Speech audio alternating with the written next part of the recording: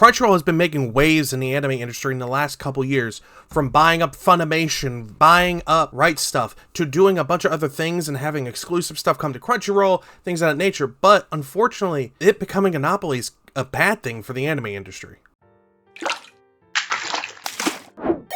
Since I've been watching anime seriously since like 2014, 2015-ish, Crunchyroll has been making storms even before I was there. It was a household name when I started watching. I wasn't recommended Funimation or anything like that. I was recommended Crunchyroll because it was free. You could watch stuff on there for free. You didn't have to buy it. You had to just stick with ads, but that's fine. You know, you can just skip through an ad and still can watch the anime you want to watch. Well, a lot of things have changed since then, but I want to dive into how Crunchyroll started and who Funimation was and what has happened since they've become basically a snowball and becoming towards the monopoly of the anime industry. Before I even get into it, yes, I know there's High Dive, Netflix has stuff, then there's Amazon Prime that has anime. Yeah, I get that. When anyone thinks of anime, they always think of Crunchyroll. They don't think of the other guys, and there's a reason for that. But let's take a look at the original origins of what Crunchyroll is. Crunchyroll didn't start as a goody two-shoe kind of website. It started as basically a pirate website that specialized in showing off anime, and they allowed people to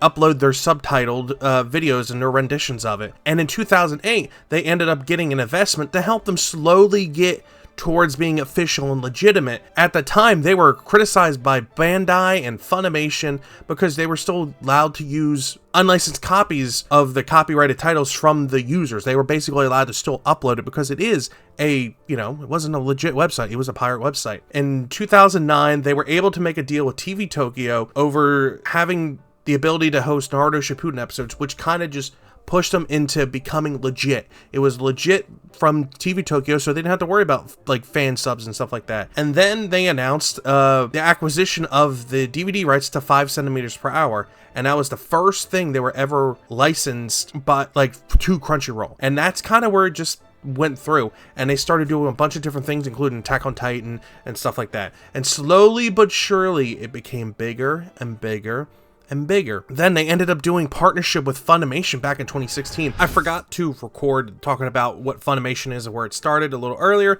due to a lot of things that are going on currently in the United States climate. But let's talk about what Funimation is. It was founded in 1994 and slowly developed, becoming a big industry name maker, from having Dragon Ball Z to One Piece, Yu Yu Hakusho, and doing dubs for these animes as well as I'm listing them off.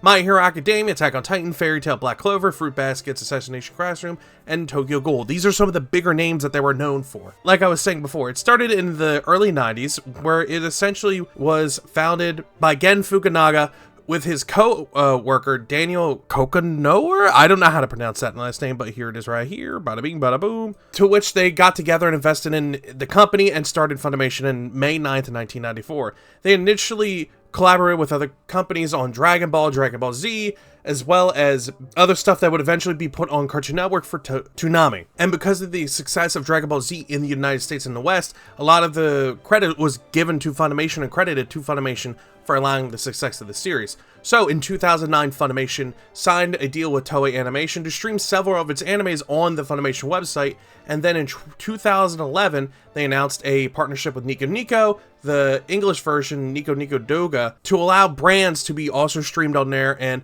make physical video releases as well. So as you can see, it built up through all the years and started becoming a name in the anime business, as well as a household name, kind of like how Crunchyroll was. In 2014, the big thing with Funimation was they brought Dragon Ball Z Battle of the Gods to the theaters, which was huge because it was with Universal Home Pictures, or Universal Pictures Home Entertainment, and it was amazing. It was one of the very rare things where anime was pushed across the United States to be watched in theaters. And fellow anime fans can get together, relive these experiences of watching these battles between Goku and other people like Frieza and stuff like that. Or, well, in this case, it was against Beerus, and just, you get to see them on the big screen. You didn't get to do that before. I mean, yeah, Pokemon was pushed onto the big screen, the same for a bunch of Ghibli films and stuff like that, but this was fantastic, and Funimation was pushing a bunch of different things. Then in 2016, it was rebranded to Funimation Now, which they launched in UK and Ireland, which was, expanding across the world. And you can just see this, it slowly build up. And then Crunchyroll bought it and they ended up merging. So let's get back to diving into Crunchyroll and a bunch of other stuff. I remember this was fantastic. You could definitely share titles across things, so you didn't have to worry about spending too much money. But as time went on, Crunchyroll got really big, really big. Then it got bought by AT&T and Warner Media, which added more to their internal productions and added on making the company even bigger. And then Sony bought them in 2020. And that's kind of where it went downhill. Because Sony owned Funimation, but now, because they're under the same threshold by the same owner, they could be merged. And that's exactly what happened in 2022. They announced that they were going to be merging Funimation and Crunchyroll together. And I remember this during the pandemic. I was like, well, yeah, it's going to save a lot of money. That's great. I don't have to worry about spending a lot of money between on the two memberships. It was a great idea. I thought this was great. Also, I just realized there was a light and dark mode. I never noticed that before. But I thought this was a great idea. But then I started realizing they were buying a lot of stuff. They were buying up a lot of rights. They were buying up a lot of smaller companies to push into Crunchyroll itself, all because that's what Sony wanted. And so, you know, you had a bunch of stuff getting mixed in with Crunchyroll from Funimation, from their items to other things that you would only be able to find on Funimation. Well, that's when a lot of problems started happening. In 2023, they bought Right Stuff, which was a great place to get stuff at a discount, where I was able to get a lot of manga early on and a lot of different anime goods because they were cheap and they would go through clearance. They would do a lot of different things. But unfortunately, since Crunchyroll bought it, they don't do that anymore. They do have some clearance stuff, and I was looking through last night for Boxer-chan just to look, because I never thought about doing it, and they magically have a clearance section. And they were clearing off a lot of stuff, but it's not as a good clearance section as it used to be for Right Stuff. So whenever you type in the Right Stuff website, you get shoved over to Crunchyroll. Same for Funimation. When they bought it, they cleared that up. They got shoved over to Crunchyroll. Everything ties back to Crunchyroll, which, you know, great uniformity and keeping everything together, which is fantastic. But a lot of things started arising from this and the merger of Funimation as a whole. One of the big things that people worried about when Funimation and Crunchyroll became a whole entity is that what are they going to do about the digital copies of anime? Because if you've been around the anime sphere a little bit and you bought physical media that was, you know, from Funimation, they all came with digital copies, or they sold digital copies only for cheap. And well, Crunchyroll basically told everyone they're screwed because they don't care about the digital stuff. So if you spent all that money on the digital stuff, they don't care.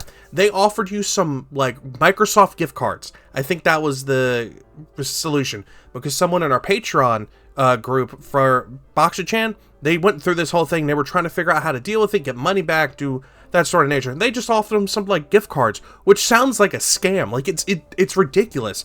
And it's not the only case. They've done that multiple times and for multiple people. They just offer them gift cards or something like that and have no access to the library of anime that they spent hundreds to even thousands of dollars on. They're just like, well, it sucks to suck. Not our problem. Here's a $50 gift card. And it's ridiculous, but it's not the only problem that's come out of Crunchyroll. As of late, there have been problems when it comes to, I don't know, mail theft. That's definitely been a recent thing. A voice actor, one of the most popular voice actors in the sphere, announced that he never got mail for the last 5 years.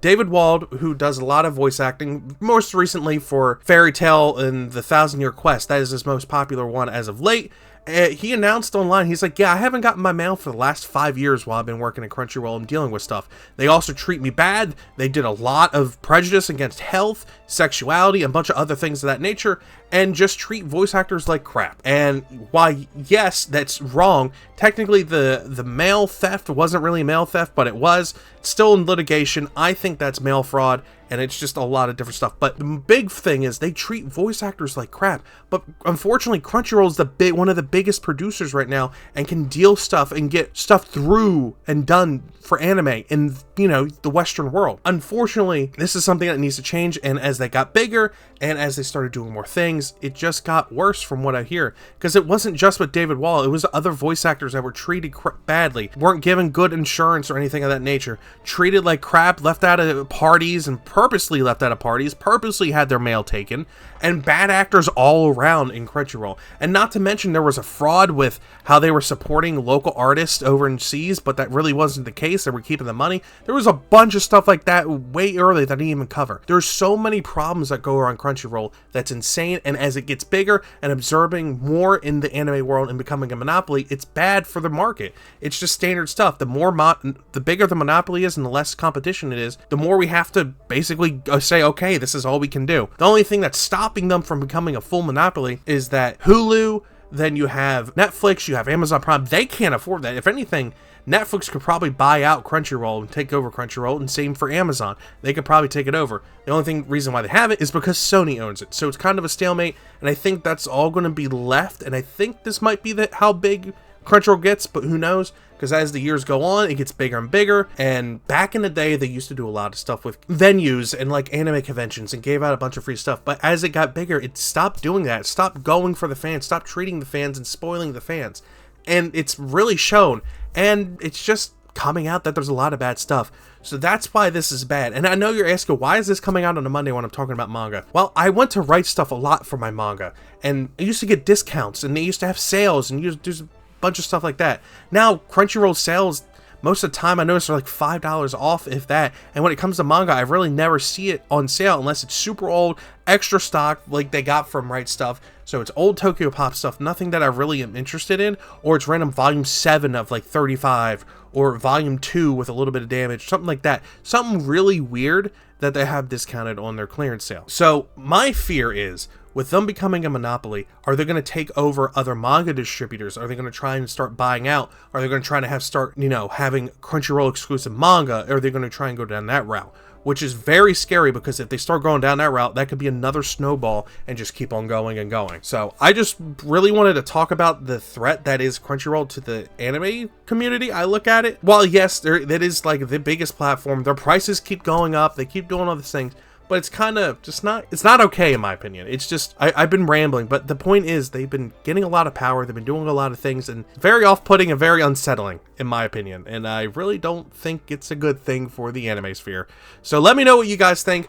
I know this mostly affects the United States. I'm not sure how it affects the UK or anywhere outside of Japan that is more English based. So let me know if you're from another country that Crunchyroll does affect and do stuff in your atmosphere, in your little sphere. Let me know. I really want to know how it's affected what's going on over there, how it's affected conventions, stuff of that nature. So remember, I love you all, I appreciate you all, and I will see you all next time. Bye-bye.